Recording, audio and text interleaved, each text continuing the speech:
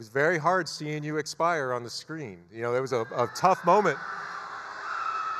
But it was a wonderfully acted scene, and there was something very special in it because, as we were talking backstage, you identified yourself for the first time. Yes, yeah. So I've known about that scene for 2 years, and yep.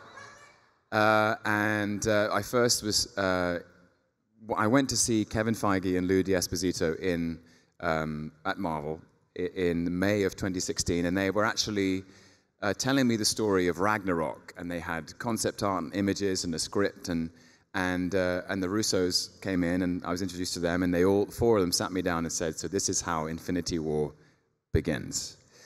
And so my whole journey through making Ragnarok, I knew this was coming, and it was so that by the end of Ragnarok, Loki's been accepted as Thor's brother again, as his friend, his ally. And I found it when I came to shoot the scene in Infinity War, I think it's very powerful that he calls himself an Odin son. And that closes the whole journey of Loki and what we were trying to do.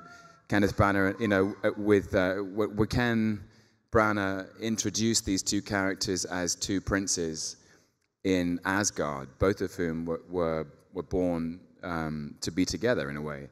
And in that film, he finds out he's not an Odin son by birth, but the fact that he looks his brother in the eye and says, "I'm an Odin son," is a huge journey of redemption and catharsis. And so it's a powerful scene. I knew that actually the scene was instructive and important in the film because it sets the stakes up emotionally. It sets the stakes up dramatically. You know that Thanos is someone who's more dangerous than anyone we've seen before.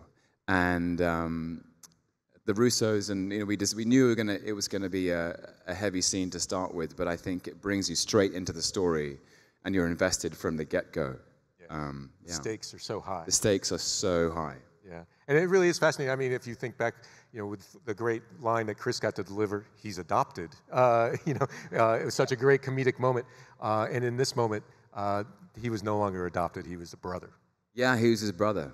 He dies saving his brother. Yeah, sacrifice. Yeah, which I think first sacrifice. Yeah. So there's a sort of, I don't know, if I think back to my preparation for the first Thor film, there's a kind of symmetry in that. Yeah.